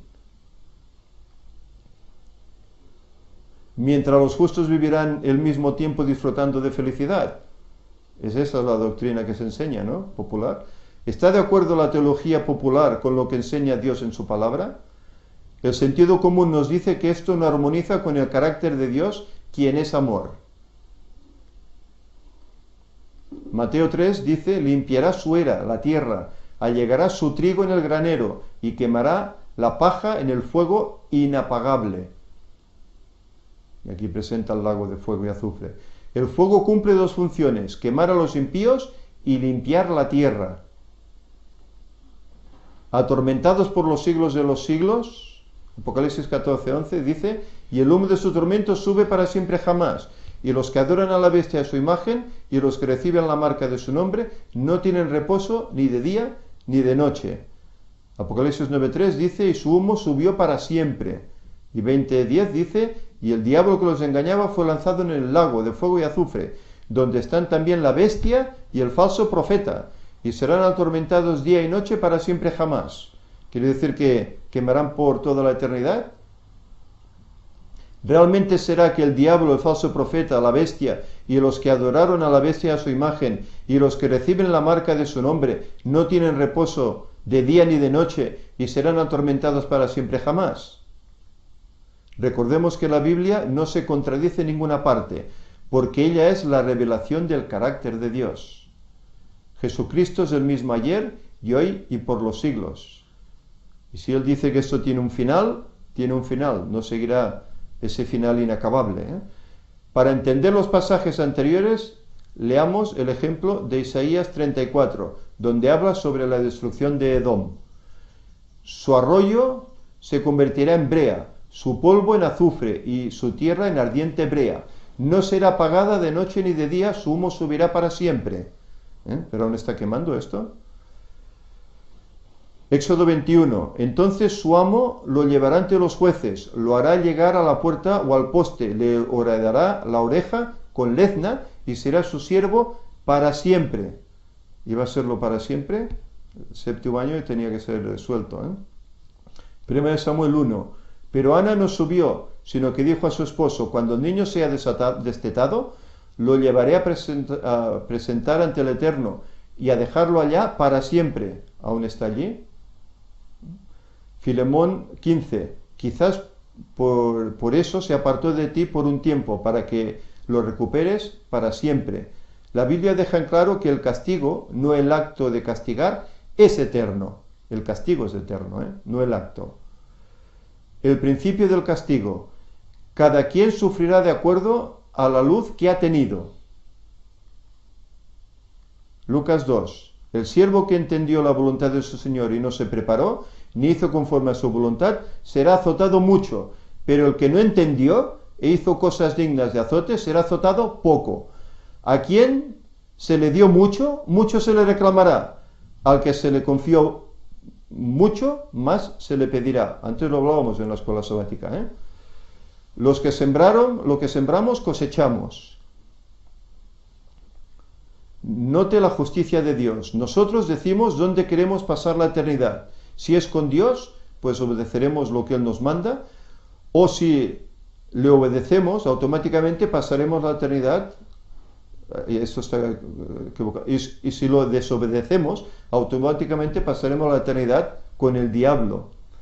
Y con nuestros actos decidimos segundo a segundo el grado de castigo que queremos recibir. Hay a veces algunas faltas. En la presencia de Dios, la culpa que sienten por causa de los pecados que han cometido les hará sentir una agonía indescriptible. Por haber rechazado a Jesús, no tienen un abogado que los defienda en el juicio, y mientras más sea la culpa, mayor será la agonía. Mientras que los que aceptaron a Jesús, Él los defendió cuando fueron juzgados. Satanás, el instigador y promotor del pecado, sufrirá más que todos. Será el último en perecer en ese lago de fuego. La purificación de la tierra. Ya estamos concluyendo. Segunda de Pedro 3:10. Pero el día del Señor vendrá como ladrón. Entonces los cielos desaparecerán con gran estruendo, los elementos serán destruidos por el fuego, y la tierra y todas sus obras serán quemadas. El fuego que destruye a los malos purifica a la vez la tierra de la contaminación del pecado. ¿Quién será el último en ser destruido? 1 Corintios 15 dice: y el postrer enemigo que será deshecho será la muerte. Por eso dice Apocalipsis: la muerte no será más. De las ruinas de esta tierra, Dios creará un cielo y una tierra nueva. Vi cielos nuevos. Apocalipsis 21. Entonces vi un cielo nuevo y una tierra nueva, porque el primer cielo y la primera tierra habían desaparecido, y el mar ya no existía más. Todas las secuelas del pecado serán destruidas para siempre. Y Dios enjugará toda lágrima de los ojos de ellos, y no habrá más muerte, ni llanto, ni clamor, ni dolor, porque las primeras cosas, los 6000 años, pasaron. ¿De qué disfrutará la tierra durante el milenio? La tierra disfrutó sus sábados, porque todo el tiempo de su asolamiento reposó. La Biblia nos muestra en miniatura cómo los 70 años de asolamiento son un ejemplo de lo que sucederá durante los 1000 años de asolamiento que la tierra reposará al final del tiempo profético. Como si fuera poco, ¿qué más hará Dios por sus hijos obedientes? Apocalipsis 22, y ya no habrá maldición alguna. El trono de Dios y del Cordero estará en ella, y sus siervos le servirán. Dios estará aquí en esta tierra. Verán su rostro, y su nombre estará en sus frentes, y no moriremos por ver el rostro. Hoy, en cambio, la Escritura dice que no hay hombre que pueda ver el rostro de Dios y vivir. Pero en aquel momento, como seremos transformados, podremos ver el rostro de Dios. Allí no habrá más noche, y no necesitarán luz de lámpara, ni luz del sol, porque el Señor Dios los alumbrará, y reinarán por los siglos de los siglos. Isaías 66, 23, y de mes en mes, y de sábado en sábado, vendrán todos a adorar ante mí, dice el Eterno. Aún allá se guardará el sábado, el día bendecido por siempre por el Señor. Que no se... volverá. Exacto, ¿qué no se volverá a levantar? Hay unas letras. El pecado no se volverá a levantar porque el Señor no tomará venganza 2 veces de sus enemigos. Esto es una pregunta que muchos hacen, ¿eh? Pero el pecado no volverá a surgir. Por cuanto todos los pecadores han de ser destruidos, el Señor nos invita a vivir santa y piadosamente. Bien, como usted se habrá dado cuenta, es de suma importancia que prestemos atención a la palabra de Dios, ya que de ello depende nuestro destino y felicidad eterna. Por lo tanto, mientras ahora estemos vivos, ahora es el momento de seguir al Señor. Cuando vayamos al sepulcro, si vamos, no es momento de cambiar, ¿eh? Por eso ahora es el momento de nosotros cambiar y a la vez de anunciar a otros que estas cosas son así, que ahora es el momento que el hombre escoja a quién quiere servir, si a Dios o servir al diablo para perderse por siempre, ¿eh? Por lo tanto, que el Señor nos ayude. Es un mensaje que creo que es interesante, puesto que son verdades que, a pesar de que en la Biblia están muy claras, se distorsionan. Que parece mentira, ¿verdad? Que a veces pueda distorsionarse algo tan claro, pero lo hace. Se hace porque el diablo es astuto y sabe hacerlo. Que el Señor nos ayude a, cuando busquemos y leamos la Biblia, a hacerlo con oración para entenderla, ¿eh? Y así podamos prepararnos para este gran acontecimiento que de aquí a muy poco tiempo surgirá. Ya vimos en PowerPoints anteriores que el hermano decía 2031. Bueno, ahí lo dejamos. Meditad en todo lo que se está hablando en cuanto a la fecha del retorno de Cristo y hacer vuestros cálculos. Y veréis que, bueno, no está mal encaminado, ¿eh? Si hemos visto la predicación de mi hermano, nos damos cuenta de la importancia de los 1000 años, de este milenio. Hemos visto qué sucede durante estos 1000 años. Nos hemos dado cuenta que realmente la historia no termina con la segunda venida de Jesús, sino que cuando se cumple ese año 6000, aún sucede algo durante 1000 años. Y realmente es algo sumamente importante, porque es lo que nos va a llevar, por fin, al final de esos 1000 años, a tener la gran paz que siempre se ha anhelado en este mundo, sin muerte, sin dolor, sin lágrimas, sin Satanás ni sus ángeles caídos siguiéndole, destrozando a la humanidad, tal como ha pretendido hacer y ya lo ha conseguido durante tantos años. Este momento se está aproximando y nosotros debemos conocer los tiempos. A eso se nos insta. Señales, por supuesto, pero además, como se le dijo a Noé, hay un momento concreto para el retorno de Cristo. En su momento fue el diluvio, ahora es la segunda venida. Y hemos mostrado a lo largo de las Escrituras cómo por todas partes eso consta así, con las citas de Ellen White también, pero aún seguiremos viendo más cosas. El próximo día, si Dios quiere, vamos a mostrar un documental. Ya no son predicaciones en concreto de ningún pastor, sino que es un tema básicamente científico, y donde a través de la ciencia también llegamos a la misma conclusión.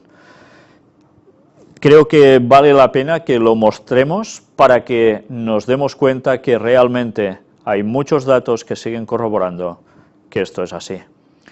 Pero no me gustaría terminar sin antes leer un texto que tantas veces podemos leer y a veces nos pasan sumamente desapercibidos. Es un salmo y es el Salmo 96, pero no voy a leerlo entero, solo voy a coger el último versículo, el 13. Delante de Jehová que vino, porque vino a juzgar la tierra, juzgará al mundo con justicia y a los pueblos con su verdad. Es un salmo, y está hablando ¿de qué? Como si ya todo hubiese terminado, como si ese año 6000 ya se hubiera cumplido, como si todo lo que es futuro ya fuera pasado. Y cuando Cristo venga, hará esto, justicia con todos los pueblos, con su verdad. Y esto es algo que no podemos obviar. Gracias a Dios que los profetas podían ver el futuro con anticipación, y gracias a sus escritos, inspirados por el Señor, hemos podido saber todo lo que hemos presentado hasta ahora, y más cosas que aún hemos de mostrar, si Dios quiere. Pero bien, quisiera, como es habitual, poder terminar con una oración, pero sin antes comentaros que es muy necesario que estudiemos la palabra de Dios por nosotros mismos, que nos dejemos de si dicen esto o dicen lo otro. Nosotros somos los que debemos buscar para hallar, con oración, con entrega, y el Espíritu Santo nos va a guiar si nosotros queremos. Dejémonos de los comentarios de terceros. Estos comentarios de terceros no nos van a salvar. Nuestra relación con Dios es primordial, y eso nadie lo puede hacer por nosotros. Vamos a terminar con una oración. Padre, te estamos inmensamente agradecidos por tu palabra tan clara. Una vez entendemos las cosas, cómo cambia todo. A veces pueden pasar muchos años y no percatarnos de lo que tú nos estás mostrando. Pero llega un momento en que tú decides que ya es hora de que conozcamos. Y más en estos tiempos finales, porque el fin se acerca. Y ahora no podemos callar lo que sabemos. Es el momento de dar el mensaje de amonestación final, el del cuarto ángel a este mundo, dentro de la iglesia adventista y fuera, porque muchos millones de personas, de tantísimos credos o de ninguno, pueden ser tu pueblo y aún están en Babilonia. Ayúdanos a llegar con tu mensaje a ellos, cueste lo que cueste y venga lo que venga sobre nosotros. Guíanos, Señor. Ayúdanos a poder mostrar a este mundo que tu palabra es verdad y es inamovible para siempre. Perdona nuestros pecados, bendícenos, cuida de tu pueblo alrededor del mundo. En el nombre de Jesús te lo pedimos. Amén.